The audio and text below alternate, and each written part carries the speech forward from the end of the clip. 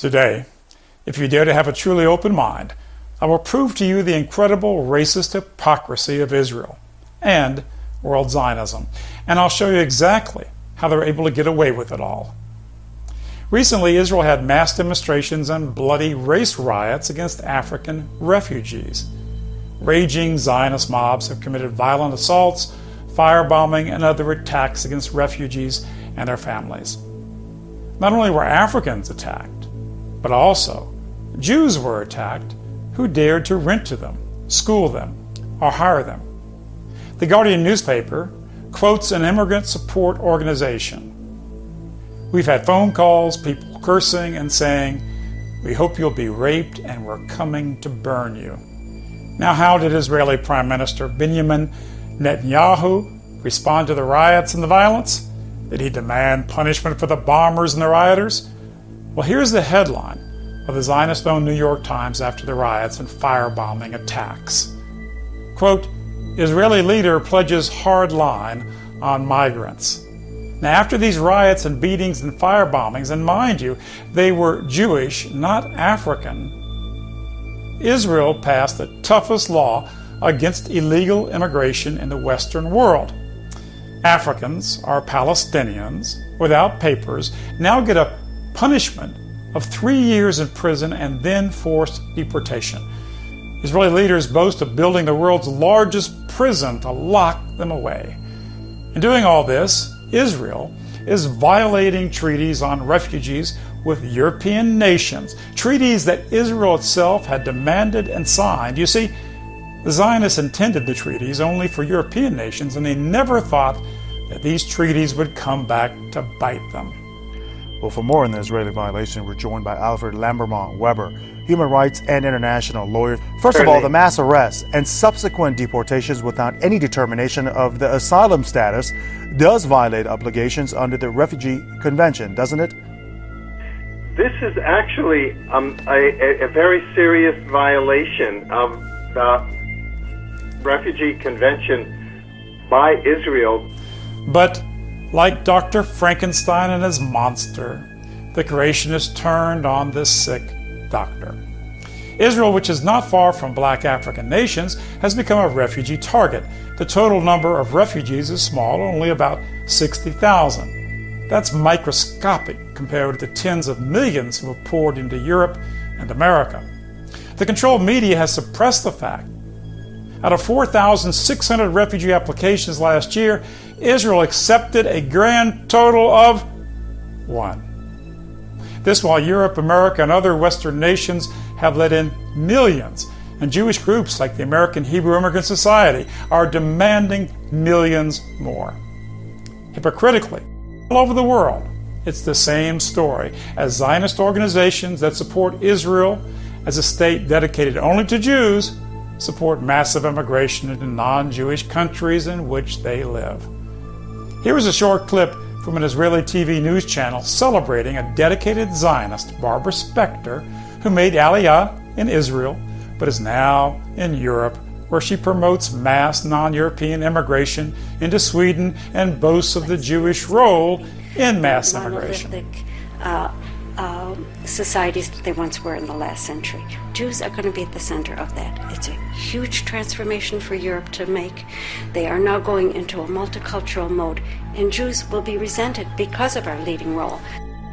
Remember, in Israel, Palestinians who were born there can't even return to the place where they were born. And this creep dares to lecture Europeans about immigration.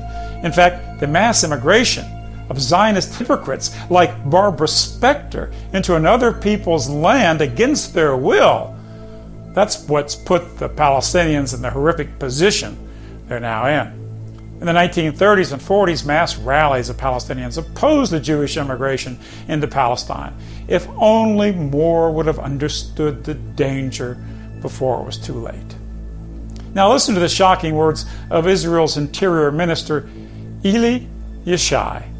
He is the leader of the Shas party, which is part of Israel's ruling government.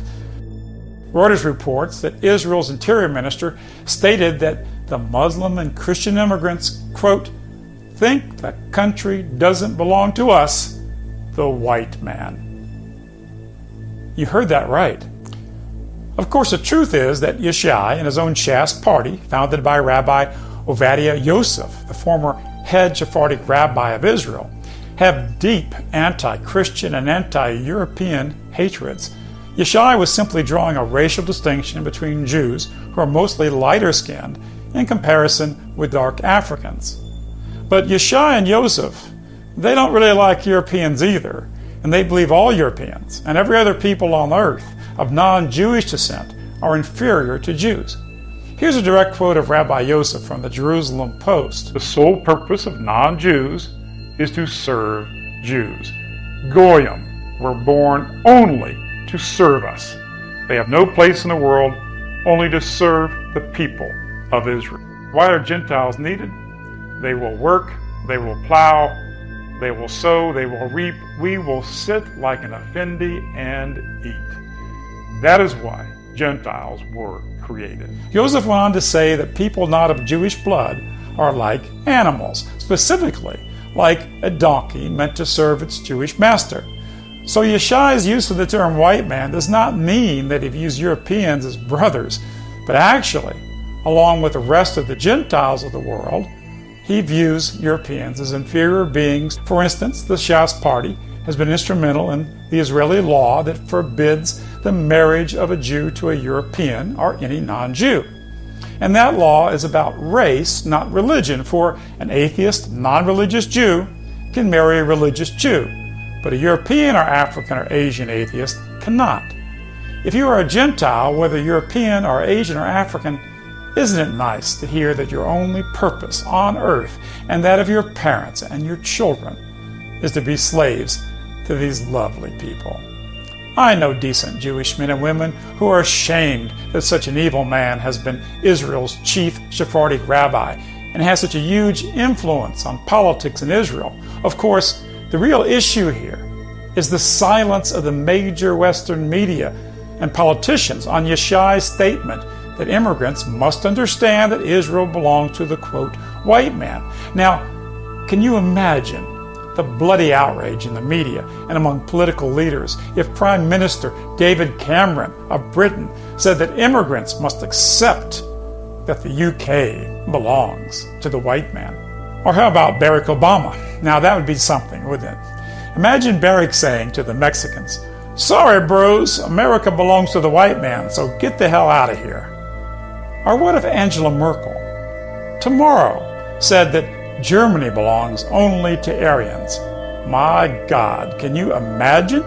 They'd start cranking up a third world war against Germany. There'd be Nuremberg trials scheduled. And think how outrageous it is for Zionist Jews to bitch about illegal immigrants when huge numbers of Zionists now living in Israel were themselves illegal immigrants. These criminals terrorized, murdered the Palestinians, and stole their land. I'm not talking about old historical times of hundreds of years ago. Tens of thousands of Palestinians are still alive who were terrorized and whose homes and lands were stolen from them. And 65 years later, witness Gaza and beyond. Let me ask you something. If these Zionists don't control the political establishment in Europe and America, how in the hell does Israel get away with all this? How can Israel get away with this interior minister saying that the nation belongs to the white man? How much proof do you need of their supremacy over the West? Not one president or prime minister dares to condemn Israel. Not one globalist media conglomerate dares to blast Israel. Well, of course not. The Zionists own the conglomerates, and the Zionists also own the politicians. The truth is that Israel and the Zionist media bosses and political lobbies and financiers, they have Barack Obama by the balls. They have David Cameron by the balls. And they even have Angela Merkel by the balls. And let's not forget Hillary Clinton. The joke was that Clinton can't wear short skirts because they'd show. But when it comes to Israel, Clinton and all the rest of them are castrated political eunuchs who are nothing but Zionist puppets. But every day, more of us stand up bravely and expose the Zionist power that oppresses the Palestinians and oppresses all of us. Don't get me wrong. I'm not against people having their own state. Africans have the right to their own states, their freedom and independence. Asians have that human right. European peoples must have the right to their own states and to preserve their own traditions and values, their own expressions of humanity. Palestinians have the right to their own state, and Jews also have the right to live in a society that celebrates their own heritage. But the Zionists have no right to keep stealing Palestinian land and commit the horrific crimes against the Palestinian people. If World Zionism truly tries to ameliorate and tries to make amends for their enormous crimes against the Palestinian people, if they offer them true justice, fine and good. But since they don't, Israel should be treated exactly as what it is, a rogue, nuclear, criminal state that deserves no recognition, no trade, no quarter.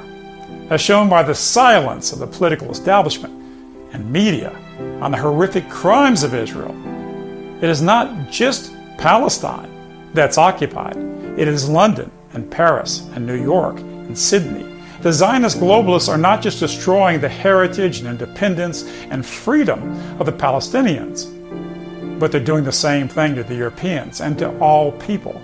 They seek a tribal Zionist supremacy over the politics, media, and finance of every nation on earth.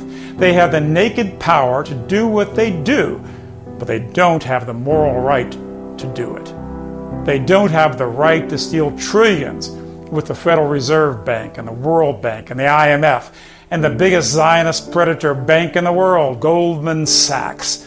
They don't have the right to control the value of the currency that's in your pocket. They don't have the right to sanction, bomb, or invade your nation if it dares to resist their globalist hegemony and control. Nor do they have the right to send you or your sons to die in their wars or to spend your hard-earned tax money in those evil wars. They have no right to seize control of the huge media conglomerates and delude you with lies. They have no right to bribe and extort politicians with their ill-gotten gold and their media power. Ask yourself one last time, if Zionist power over media and politics of the world is not real, then how does Israel get away with the Minister of the Interior proclaiming that Israel belongs to, quote, the white man? Any European official who said such would be practically burned alive by the media. And you know it's true. Could you imagine the media screams if any European nation had made it illegal to marry a Jew?